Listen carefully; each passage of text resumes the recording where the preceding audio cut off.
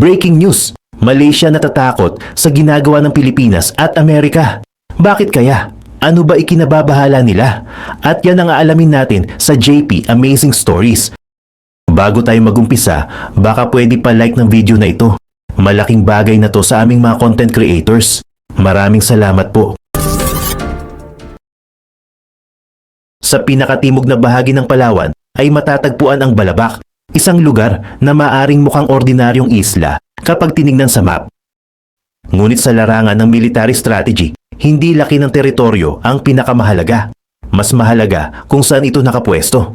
Malapit ang Balabac sa mga maritime approaches na nagdurugtong sa South China Sea at Sulu Sea, at hindi rin ito kalayuan sa Sabah, Malaysia. Dahil dito, nagiging mahalagang lokasyon ang isla para sa surveillance, mabilis na deployment ng puwersa, logistics, at pagbabantay sa mga sasakyang pandagat na dumadaan sa katimugang bahagi ng Pilipinas. Para sa Pilipinas, malaking bagay ito dahil napakalawak ng maritime territory ng bansa. Hindi praktikal na lahat ng military assets ay manggaling lamang sa malalaking base na daan-daang kilometro ang layo. Kaya habang tumitindi ang tensyon sa South China Sea at mas nagiging aktibo ang Chinese Coast Guard at iba pang Chinese vessels, kailangan ng Pilipinas ng mga lokasyong mas malapit sa mga sensitibong karagatan. At isa sa mga lugar na nakikitang makatutulong dito ay ang Balabac. Pero may problema. Habang nakikita ng Manila ang Balabac bilang paraan para mapalakas ang depensa ng Pilipinas, iba naman ang nakikita ng Malaysia. Dahil para sa Kuala Lumpur, ang lumalakas na military presence ay nangyayari malapit mismo sa Sabah. Ayon sa transcript, nagpahayag ng concern ang Malaysian leadership tungkol sa lumalaking military activity at posibilidad ng maling kalkulasyon o escalation sa lugar. Dito nagsisimulang maging komplikado ang kwento. Matagal ng problema ng Pilipinas ang pagbabantay sa napakalawak nitong maritime domain. Libu-libong isla ang bumubuo sa bansa, samantalang napakalawak ng pagitan ng mga pangunahing military bases at ng mga lugar na kailangang bantayan. Kapag may nangyaring insidente sa malalayong bahagi ng West Philippine Sea o sa Southern Maritime Approaches, hindi sapat na mayroon kang barko, eroplano o missile system. Kailangan mo ring magkaroon ng lugar kung saan mabilis silang maaring ma-deploy. Ito ang isang dahilan kung bakit mahalaga ang Balabac.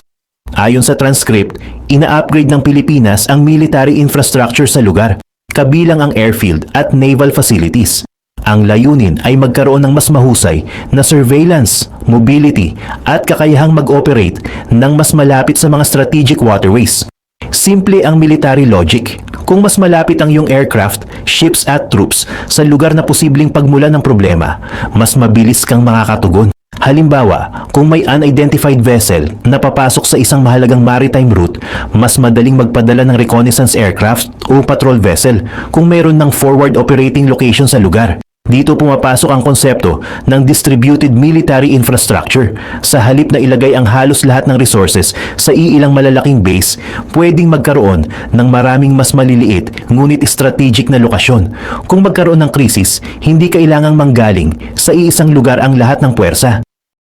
At para sa Pilipinas, lalong naging mahalaga ang ganitong konsepto habang lumalaki ang military at Coast Guard presence ng China sa South China Sea. Ngunit ang Balabac ay hindi na lamang usapin ng Pilipinas.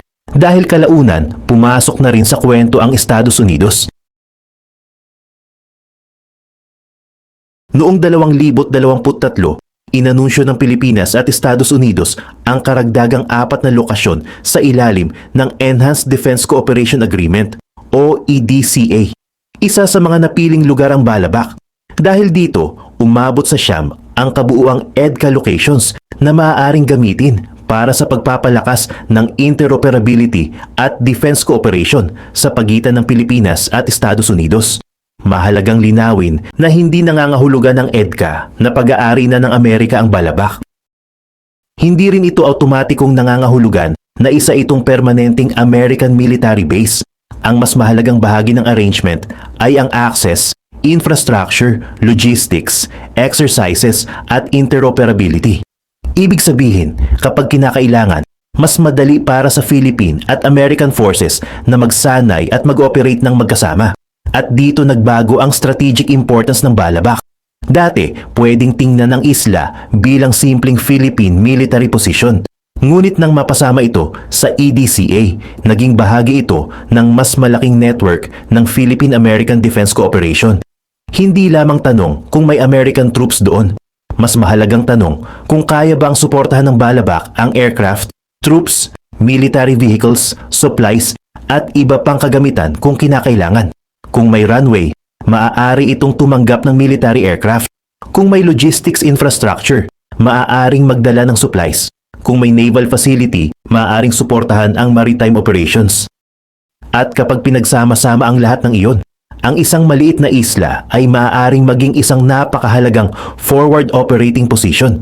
Ngunit ngayong taon, hindi na lamang ito theory. Dahil ipinakita mismo sa isang malaking military exercise kung ano ang maaaring gawin mula sa Balabac.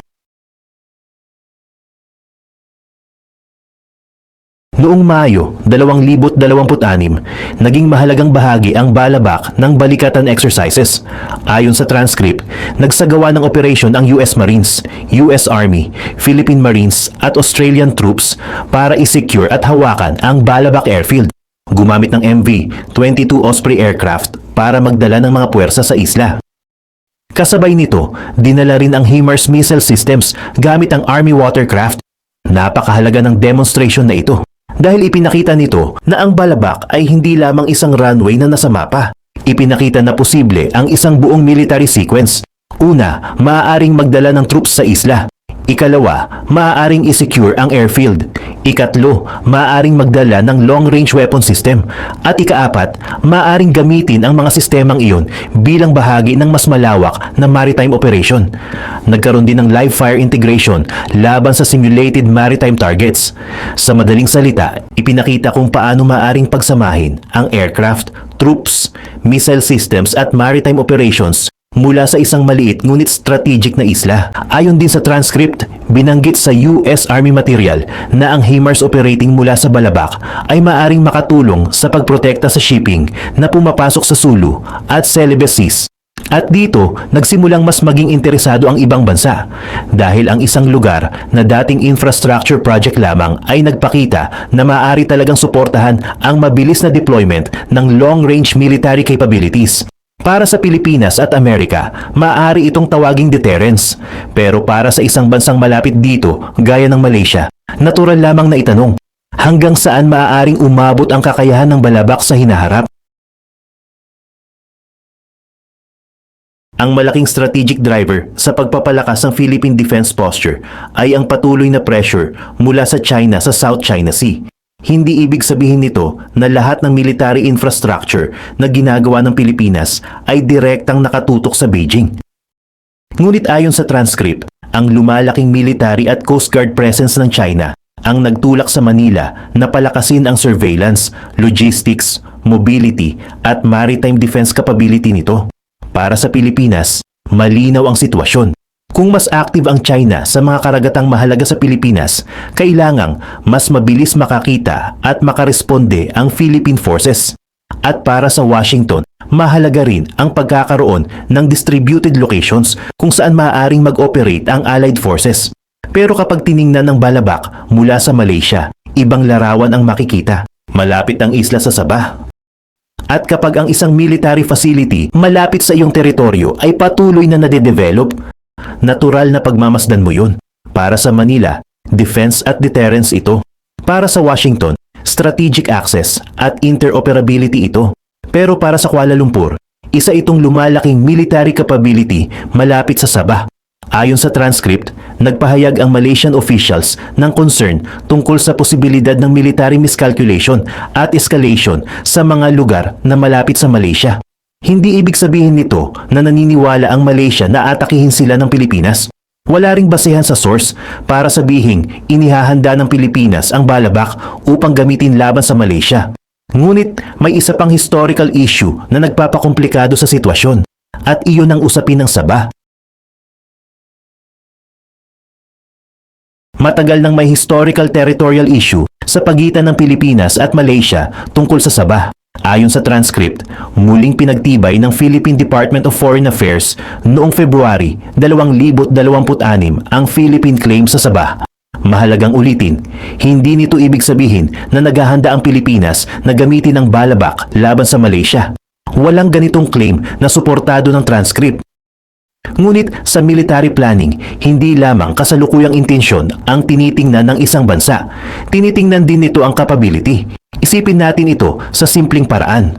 Kung wala kayong territorial dispute ng isang kalapit na bansa at nagtayo sila ng military facility malapit sa iyong teritoryo, maaaring ordinaryong defense calculation lamang ang gawin mo. Pero kung may matagal ng unresolved territorial issue, maaaring mas maingat kang tumingin sa bagong military infrastructure. Hindi mo kailangang maniwala na gagamitin ito laban sa iyo ngayon. Ang tanong ay, paano kung magbago ang political situation makalipas ang 5 o 10 taon? Ito ang dahilan kung bakit mahalaga para sa Malaysia ang development sa Balabak. Bukod pa rito, hindi lamang Philippine military capability ang usapin. May access din ng Estados Unidos sa ilalim ng EDCA. Para sa Malaysia, kailangan nitong pag-isipan hindi lamang ang relasyon nito sa Pilipinas, kundi pati ang posibilidad na mas lumawak ang US-China competition sa rehiyon. At dahil malapit ang Sabah sa Balabak, maaaring madamay ang security calculations ng Malaysia kahit ayaw nitong maging direktang bahagi ng isang malaking geopolitical confrontation. Dito pumapasok ang tinatawag na security dilemma. Ito ang sitwasyon kung saan pinapalakas ng isang bansa ang military nito dahil gusto nitong maging mas ligtas. Pero nakikita iyon ng kapitbahay bilang posibleng threat, kaya nagpapalakas din ng kapitbahay. Pagkatapos, makikita ng unang bansa ang pagpapalakas ng kapitbahay at iisipin nitong lumalala ang security environment. Kaya lalo rin itong magpapalakas at maaaring magpatuloy ang cycle kahit walang bansang tunay na gustong magsimula ng giyera. Ito ang posibleng contradiction sa Balabak. Pinapalakas ng Pilipinas ang isla dahil pakiramdam nito ay mas vulnerable ito sa lumalaking regional security challenges. Sinusuportahan naman ng Amerika ang Philippine defense capabilities upang mapalakas ang deterrence. Pero nakikita ng Malaysia ang lumalaking military infrastructure malapit sa Sabah at nagiging mas maingat. Kung sakaling magdesisyon ang Malaysia na dagdagan din ang military capability nito sa Sabah, maaari namang tingnan iyon ng Pilipinas bilang panibagong pagbabago sa regional security environment. Walang kailangang gustong magsimula ng gulo. Pero unti-unting dumarami ang military facilities, exercises, weapons at deployment capability sa isang maliit na geographical area. At hindi lamang Pilipinas, Amerika at Malaysia ang involved. Kasama rin sa mas malaking picture ang Australia na sumasali sa exercises at China na patuloy na nagpapalakas ng military at maritime position nito sa disputed waters. Kaya ang Balabak ay hindi lamang kwento ng isang military base. Isa itong halimbawa kung paano nagbabago ang security geography ng Southeast Asia. Sa ngayon, walang basehan para sabihing magiging permanenteng American missile base ang Balabak. Wala ring basehan para sabihing nakahanda itong gamitin laban sa Malaysia. Ngunit ipinakita ng Balikatan 2026 kung ano ang kaya nitong suportahan. Maaaring gamitin ng isla para sa military mobility. Maaari itong makatulong sa logistics. Maaari itong suportahan ang surveillance. Maaari itong gamitin sa exercises. At depende sa sitwasyon, maaari itong suportahan ang longer-range defensive capabilities. Para sa Pilipinas, mahalaga ang Balabak dahil nagbibigay ito ng forward position sa southern maritime approaches. Para sa Amerika, isa itong karagdagang location sa Distributed Indo-Pacific Defense Network. Para sa Malaysia, isa itong military development na kailangang bantayan dahil sa proximity nito sa Sabah at sa umiiral na territorial issue. At para sa China, isa itong bahagi ng lumalawak na Philippine-American Defense Cooperation sa rehiyon. Ito ang dahilan kung bakit hindi na simpleng isla lamang ang Balabak. Nasa gitna ito ngayon ng maraming magkakaibang strategic interests. Ang Pilipinas ay gustong maging mas ligtas. Ang Estados Unidos ay gustong palakasin ang deterrence at interoperability kasama ang mga kaalyado nito. Ang Malaysia naman ay gustong tiyakin na hindi maapektuhan ang seguridad ng Sabah at hindi ito mahahatak sa mas malawak na US-China confrontation. At nananatili naman ang China bilang malaking dahilan kung bakit patuloy na ina-adjust ng Pilipinas at Amerika ang kanilang military posture. Kaya ang tunay na tanong tungkol sa Balabac ay hindi lamang gaano kalakas ang military facility na itatayo rito. Mas malaking tanong ang ano ang mangyayari kapag ang depensang itinayo ng isang bansa para protektahan ang sarili ay nagsimulang magdulot ng pangamba sa isa nitong kapitbahay. Dahil sa Southeast Asia, magkakalapit ang mga bansa, magkakaugnay ang kanilang mga karagatan, at ang military decision ng isang bansa ay maaaring magkaroon ng epekto sa security planning ng iba. Maaaring itinayo ang Balabac upang makatulong sa pag-iwas sa isang malaking conflict. Ngunit ipinapakita rin nito kung gaano kadaling magsalubong ang deterrence, geography, territorial disputes at great power competition. At sa mga susunod na taon, posibleng ang maliit na islang ito sa timog ng Palawan ay maging isa sa mga pinakamahalagang strategic locations na patuloy na babantayan hindi lamang ng Pilipinas, kundi ng Malaysia, China, Estados Unidos at iba pang bansa sa rehiyon.